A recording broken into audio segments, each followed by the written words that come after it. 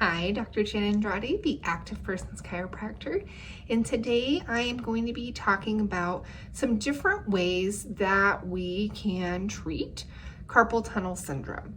In a previous video, we talked about what it is, but we're going to do a quick overview. Carpals are what we call the wrist bones, and the carpal tunnel is where the nerves from the neck come down into the hand, and they control that. And carpal tunnel syndrome specifically is when we have compression or pinching of the median nerve, which controls the first three fingers. So your thumb, your pointer finger, and your middle finger.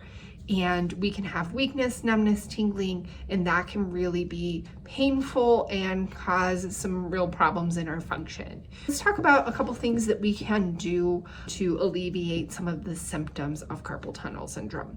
First and foremost is modifying our activities. If we're doing a lot of repetitive types of things that are using the forearm and the wrist, that can cause problems. We can reduce those things, like reducing typing or other gripping type of motions. That's not always a possibility. We can also do some icing or use some topical analgesics or topical anti-inflammatories in that area to help bring the inflammation down that is causing pressure on that nerve.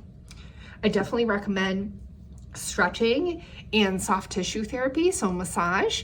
I often tell people to, do some wrist stretches, kind of this direction and this direction, and to each side if they're using their hands a lot to help relieve some of that. The other thing we can do is some self-massage. I commonly have people get like a massage ball, kind of like those dryer balls you can get, and kind of working here in the meaty part of the forearm, and even into some of the tendons and stuff down here into the forearm can be helpful as well. One of the big things that I use is chiropractic adjustments. So if the wrist bones aren't moving properly, or we have problems in the elbow or even up into the shoulder or neck, that can cause problems with that median nerve.